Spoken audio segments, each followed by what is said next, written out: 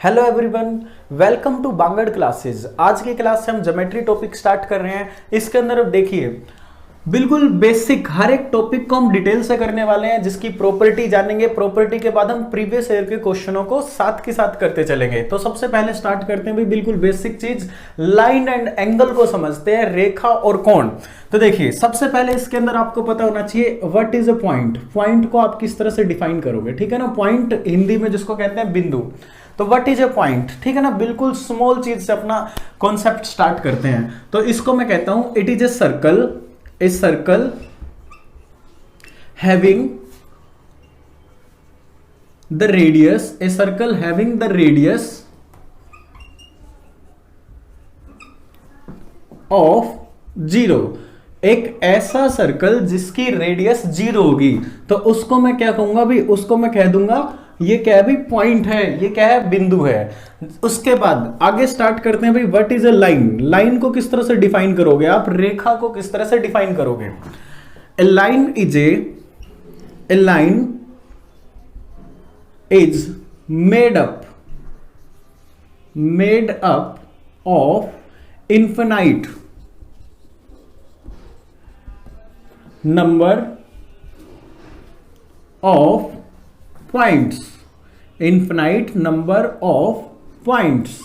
यानी कि जो लाइन होती है ना, वो इन्फिनाइट नंबर ऑफ पॉइंट्स को मिलकर बनी होती है। जैसे कि मैंने कह दिया भाई ये आपकी एक लाइन है, लाइन की कोई लेंथ नहीं होती, ये इन्फिनाइट लेंथ की होती है, ठीक है ना। इसको यहां भी इंक्रीज किया जा सकता है, इसको यहां पर भी इंक्रीज किया जा सकता है। तो लेंथ लाइन की नो एंड पॉइंट, लाइन के पास क्या नहीं है भाई, एंड पॉइंट नहीं होगा लाइन का, ये इन्फिनाइट होती है, इन्फिनाइट लेंथ होती है इसकी। लाइन सेगमेंट यानी कि रेखाखंड, ए लाइन सेगमेंट यानी कि रेखाखंड, हिंदी में इसको कहेंगे भाई रेखाखंड। A line segment has two end points. देखो लाइन के पास कोई एंड पॉइंट्स नहीं होता, और लाइन सेगमेंट के पास टू एंड पॉइंट्स होते हैं, ठीक है ना भाई। इसको लिखो इस तरह से, डिनोट करते हैं इसको। जैसे कि आपके पास कोई एक लाइन थी, बट उसके क्या है, दो एंड पॉइंट्स है, ठीक है ना, दो उसके एंड पॉइंट्स है ए और बी। तो इसको हम क्या कहेंगे, लाइन सेगमेंट। इसके अलावा आप यहां पे देख सकते हो रे, एक रे किसको कहेंगे हम, किरण किसको कहेंगे। तो यहां पे लिख देता हूं ए रे हैज, यानी कि किरण शाहरुख खान वाली नहीं है ये, ठीक है। एक किरण has only one end point, ठीक है ना भाई। तो किरण को किस तरह से हम, रे को किस तरह से हम डिनोट करेंगे, इसको डिनोट करेंगे, ये आपका एंड पॉइंट है, और ये आपका क्या है, इन्फिनाइट डायरेक्शन तक जाएगी, इन्फिनाइट लेंथ तक जाएगी ए, और ये आपका क्या है भाई बी इन्फिनाइट होगा। इसी तरह से जब आप लोग रेखा यानी कि लाइन को डिनोट करते हो, तो लाइन को आप इस तरह से डिनोट करोगे, लाइन, इसके पास क्या होंगे भाई, नो एंड, लाइन के कोई एंड नहीं है, ये क्या होती है, इन्फिनाइट इन द लेंथ, ठीक है। इसको सिंबलाइज कैसे करते हो आप, इसको इस तरह से सिंबलाइज करते हो, ये आपका क्या है भाई, ये आपका कोई रेखाखंड है, ठीक है ना, ये आपका कोई रेखाखंड है। इसमें भाई आप इस तरह से सिंबलाइज करोगे ए बी आपकी क्या है, कोई एक रे है, ये आपकी क्या है, कोई एक लाइन है, ये आपकी क्या है, कोई एक लाइन है। कोलिनियर पॉइंट्स को किस तरह से हम डिफाइन करेंगे। कोलिनियर पॉइंट्स भाई इनको हिंदी में कहा जाता है समरेखीय पॉइंट, ठीक है ना, जो एक ही लाइन में आ जाए, ठीक है। तो इसकी डेफिनेशन भी यही बनेगी कि 3 और more than 3 points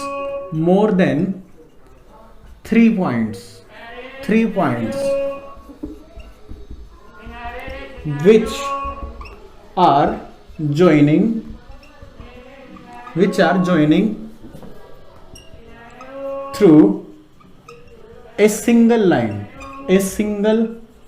line are said to be collinear points। जैसे कि मैं कहता हूं कि कोई आपके पास पॉइंट है ए बी और सी, और कोई एक लाइन इनको क्या कर देती है, ज्वाइन कर देती है एक ही लाइन। तो A B C are collinear points, ठीक है। हम जानते हैं अब types of lines, types of lines में देखो भाई, सबसे पहले तो हम करते हैं parallel lines, PARALLER, parallel lines यानी कि समांतर रेखा, ठीक है ना, हिंदी में इसको कहेंगे समांतर रेखा।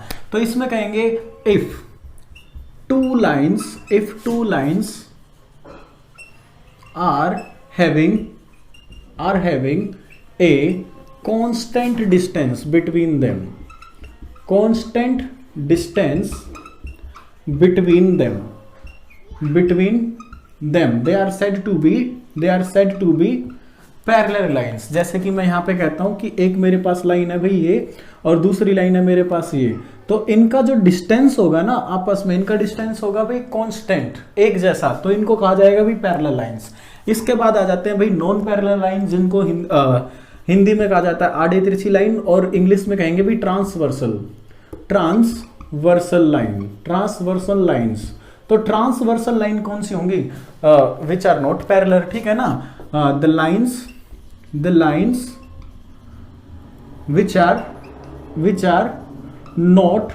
नॉट पैरेलल, जो पैरेलल नहीं है, ठीक है ना, जो पैरेलल नहीं है उनको क्या कहा जाएगा भाई? ट्रांसवर्सल लाइंस कहा जाएगा। जैसे कि एक एग्जांपल के लिए मैं कह दूं, एक मेरी लाइन है ये, दूसरी लाइन है ये, तो ये अपने आप में कौन सी प्रॉपर्टी को डिफाइन करेंगी? Transversal lines, these are not parallel lines. इसके बाद हम करते हैं भाई इंटरसेक्टिंग लाइंस।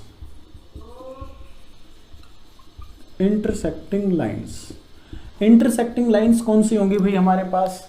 जब दो लाइंस एक किसी कॉमन पॉइंट पे इंटरसेक्ट करेंगी, मिलेंगी। If two lines are intersecting at a common point, they are said to be intersecting line। अगर दो लाइन एक किसी कॉमन पॉइंट पे अपने आप को, दोनों एक दूसरे को क्या करेंगी? इंटरसेक्ट करेंगी, तो इन दोनों लाइनों को क्या कहेंगे भाई? इंटरसेक्टिंग लाइंस, ठीक है। Next is concurrents points, lines, concurrents lines. तो यहां पे देखो भाई, जब मोर देन टू लाइंस, ठीक है ना, दो से ज्यादा लाइंस हो जाएंगी, more than two lines are intersecting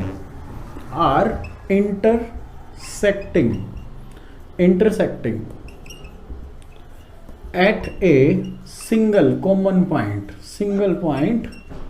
then they are said to be concurrent line। जिसका एग्जांपल हम ले लेते हैं, जैसे कि मान लिया जाए मेरे पास ये 4 या 5 लाइंस हैं, तो ये किसी एक कॉमन पॉइंट पे क्या करती है? इंटरसेक्ट करती है, तो इन लाइंस को क्या कहा जाएगा? Concurrent lines. Types of angle समझते हैं भाई। टाइप्स ऑफ एंगल क्या होंगे? मैंने कहा कि कोई एक एंगल है मेरे पास, ये एंगल 0 डिग्री से तो क्या है भाई? ये 0 डिग्री से तो बड़ा है, बट ये एंगल 90 डिग्री से छोटा है, ये एंगल 90 डिग्री से छोटा है, तो इस एंगल को कहते हैं न्यून कोण। हिंदी में इसको कहा जाता है न्यून कोण, और इंग्लिश में इसको कहेंगे अक्यूट एंगल, ठीक है ना, अक्यूट एंगल, ठीक है। उसके बाद देखिए, मेरे पास कोई एक एंगल है, मैंने कहा थीटा डिग्री, जो कि 90 डिग्री से तो क्या है भाई? बड़ा है, बट 180 डिग्री से क्या है भाई? छोटा है, 180 डिग्री से छोटा है। इसको क्या कहेंगे? इसको हम कहेंगे भाई ऑब्स्ट्यूस, अधिक कोण एंगल, ठीक है ना, अधिक कोण, ऑब्ट्यूस एंगल। इसके राइट एंगल क्या होता है? राइट एंगल होता है भाई 90 डिग्री का कोण, ठीक है ना, इसको हम कहेंगे भाई राइट एंगल। राइट एंगल का मतलब होगा भाई 90 डिग्री। इसके बाद हमारे पास आ जाता है समकोण, इसको हिंदी में कहेंगे। इसके बाद हमारे पास आ जाता है रिफ्लेक्स कोण, प्रतिवर्तित कोण, ठीक है, रिफ्लेक्स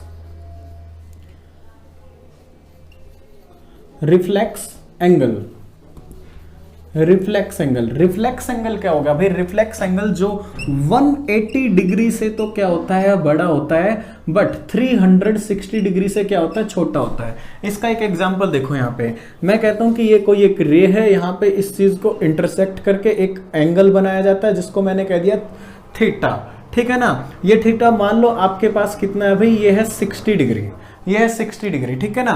तो इधर जो एंगल बनेगा ना आपके पास, इधर जो एंगल बनेगा उस एंगल को कहा जाएगा भी कितना, ये टोटल कितना था 360, जिसमें से 60 माइनस कर देंगे, इस एंगल को कहा जाएगा भी प्रतिवर्तित कोण, या फिर आप इसको कह सकते हो reflex angle, reflex angle. Clear. Complementary angle कौन से होते हैं भाई? कॉम्प्लीमेंट्री एंगल, तो कॉम्प्लीमेंट्री एंगल को भाई हिंदी में कहा जाता है समपूरक कोण, समपूरक कोण। तो भाई जैसे कि मैं यहाँ पे एक डायग्राम बना देता हूं, मैंने कहा कि मेरे पास दो एंगल है, एक एंगल है मेरे पास ए, दूसरा एंगल है मेरे पास बी।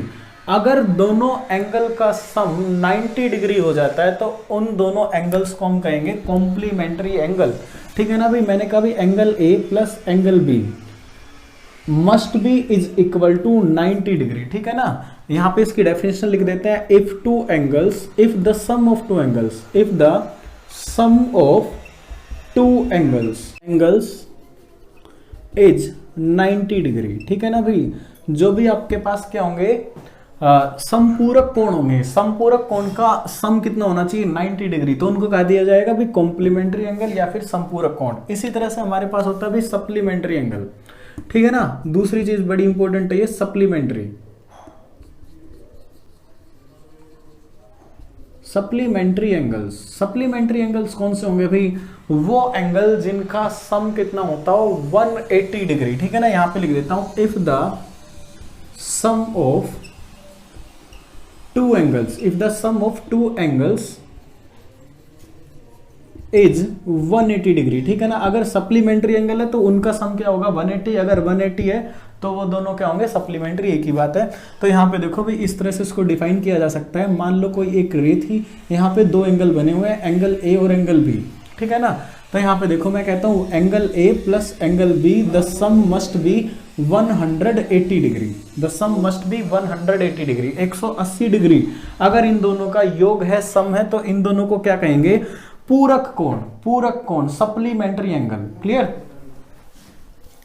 एडजेसेंट एंगल, नेक्स्ट आपके पास है एडजेसेंट एंगल। एडजेसेंट एंगल्स को भाई हिंदी में कहा जाएगा आसन कोण, ठीक है ना। हिंदी में लिख लेना आसन कोण। तो एडजेसेंट एंगल क्या होते हैं? मान लो आपके पास टू पैरेलल लाइंस है, ए बी, और मैंने कह दिया भी C D, two parallel lines है। तो इनको इस तरह से ड्रॉ कर देते हैं यहाँ पे कि भी आपके पास कोई एक लाइन थी, उस लाइन पे टू पैरेलल लाइंस हैं जिनको मैं लिख देता हूँ ए बी और सी डी, ए बी और सी और डी, ये पैरेलल लाइंस हैं। तो यहाँ पे देखो भाई ये जो एंगल बनेगा, इस एंगल को मैंने कहा भी 1, इस एंगल को मैंने कहा भी 2, तो ये दोनों एंगल कहा जाएगा एडजेसेंट एंगल है, ठीक है ना, आसन कोण है। और ये इनकी प्रॉपर्टी क्या होगी भाई?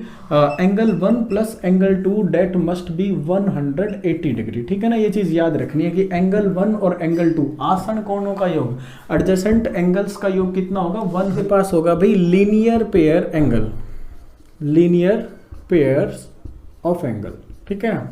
तो लीनियर पेयर एंगल को हिंदी में क्या कहेंगे? रेखिक जोड़ी कोण। उसके बाद देखिए अभी लीनियर पेयर एंगल भी अपने आप में क्या होते हैं? ये भी अपने आप में क्या होते हैं? कॉम्प्लीमेंट्री सप्लीमेंट्री एंगल होते हैं, ठीक है ना, सप्लीमेंट्री एंगल होते हैं। तो इसी तरह से जैसे मैं कोई एक डायग्राम बना देता हूं, तो एक ही रेखा के ऊपर जब दो कोण बनेंगे, एक ही रेखा के ऊपर जब दो कोण बनेंगे, कोण ए और कोण 1 और कोण 2, तो इनकी जो वैल्यू होगी ना वो भी कितनी होगी भाई? वो भी वैल्यू होगी सप्लीमेंट्री, पूरक कोण होंगे ये दोनों क्या हो जाएंगे भाई? 180 डिग्री का इनका सम होगा। वर्टिकल अपोजिट एंगल, ठीक है ना। इसके बाद नेक्स्ट हम करते हैं वर्टिकल अपोजिट एंगल्स। तो ये कौन से एंगल होते हैं भाई? हिंदी में इसको कहा जाता है शीर्षाभिमुख कोण, शीर्षाभिमुख कोण। तो यहाँ पे देखो भाई मैं दो इंटरसेक्टिंग लाइन बना रहा हूं जो एक कॉमन पॉइंट पे इंटरसेक्ट करती हैं। इसको मैंने कहा एंगल ए, इसको मैंने कहा एंगल बी, ठीक है ना। एंगल ए और एंगल बी।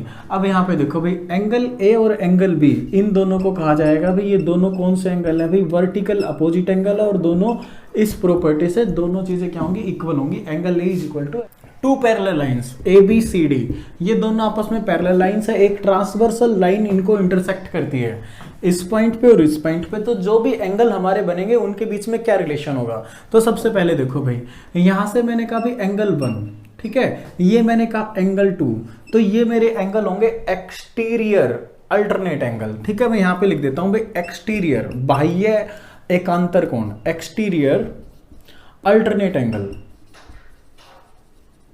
अल्टरनेट एंगल कौन से होंगे मेरे एक्सटीरियर एंड अल्टरनेट एंगल। मैंने कहा angle 1 is equal to angle 2, ये दोनों इक्वल होंगे क्योंकि ये बाह्य एकांतर कोण है। इसी तरह से मैं यहाँ पे कह देता हूँ एंगल 3 और एंगल 4, ये भी मेरे कौन से हैं, बाह्य एकांतर कोण है, एंगल 3 और एंगल 4, ठीक है। अब यहाँ पे देखो भाई मैं यहाँ पे बना देता हूँ interior angle, interior alternate angle, interior alternate angle. तो इंटीरियर अल्टरनेट एंगल यहाँ पे आपके पास कौन से बनेंगे, तो यहाँ पे देखो भाई जो अंदर बनेंगे अल्टरनेट एंगल, तो यहाँ पे मैं बात करता हूँ भाई, यहाँ से मैंने कहा भाई 5, ये मैंने कहा 5, तो ये मेरा एंगल हो जाएगा भाई 6। ये दोनों आपस में क्या होंगे, 5 और 6, एंगल 5 और एंगल 6 ये होंगे भाई अंतरीय अल्टरनेट एंगल एकांतर कोण। उसके बाद देखो यहां से हम बनाते हैं, तो ये मेरे पास बना 7 और ये मेरे पास बना एंगल 8, तो ये भी दोनों आपस में कौन से हैं, अंदर के 7 और 8 दोनों आपस में इक्वल होंगे। ये कौन से एंगल होंगे आपके, interior angle, interior alternate angle. अब बात करते हैं कोरस्पॉन्डिंग एंगल कौन से होंगे। तो यहां पे भाई देखो कोरस्पॉन्डिंग एंगल संगत कोण, ठीक है। कोरस्पॉन्डिंग एंगल्स आपके कौन से होंगे, संगत कोण। तो ये देखो भाई कोरस्पॉन्डिंग एंगल आपका होगा भाई 1 और इधर से आपके पास होगा भाई 6। Angle 1 and angle 6 are the corresponding angle, both are equal. इसी तरह से एंगल 3 और एंगल 8, एंगल 3 एंड एंगल 8 ये भी आपके पास क्या होंगे भाई, कोरस्पॉन्डिंग एंगल होंगे। यहां से आप कह सकते हो 5 और 2, एंगल 5 और एंगल 2 ये भी आपके कोरस्पॉन्डिंग एंगल है। और यहां से आप 7 और आप किसको कह सकते हो, 4 को। एंगल 7 और एंगल 4 ये आपके कौन से एंगल होंगे भाई, कोरस्पॉन्डिंग एंगल होंगे। एडजेसेंट एंगल कौन से होते हैं, जो दो पैरेलल लाइंस के बीच में बने होते हैं और दोनों आपस में क्या होते हैं, पूरक कोण, ठीक है ना भाई, पूरक कोण, सप्लीमेंट्री एंगल, ठीक है ना। तो यहां पे मेरे पास एंगल, ये मैं कह सकता हूं एडजेसेंट एंगल, एडजेसेंट एंगल को भी हिंदी में कहा जाएगा आसन कोण, ठीक है। तो यहां पे मेरे पास एंगल 6 और एंगल 7, ठीक है, बोथ इक्वल टू 180 डिग्री, ठीक है ना। इसी तरह से मेरे पास एंगल 5 और एंगल 8, एंगल 5 और एंगल 8 ये दोनों आपस में क्या होंगे भाई, इन दोनों का योग आपस में क्या होगा, सप्लीमेंट्री होगा, 180 डिग्री होगा, पूरक कोण होगा। दोनों का योग between the parallel lines two angle are formed like this, 7 and 6 and 5 and 8 there both are 180 degree. Unit में मापा जाता है उसको देखो भाई, एक तो हम सब लोग जानते हैं, ठीक है ना, डिग्री में मापा जाता है, डिग्री जिसका सिंबल भाई ये होता है, ठीक है ना।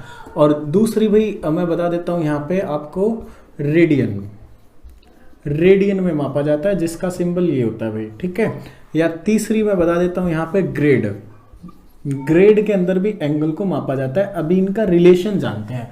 डिग्री में और रेडियन में क्या रिलेशन है, तो यहाँ पे देखो भाई, यहाँ पे मैं कहता हूं कि pi radian is equal to 180 degree के बराबर होते हैं यहाँ पे। तो मैं जब 1 रेडियन निकालता हूँ, 1 रेडियन, तो ये किसके इक्वल होगा भाई, ये मैंने डिवाइड कर दिया, पाई से डिवाइड कर दिया इसको, तो मेरे पास कितना आएगा, इसको डिवाइड करने के जाएगा 57 डिग्री 17 मिनट एंड 44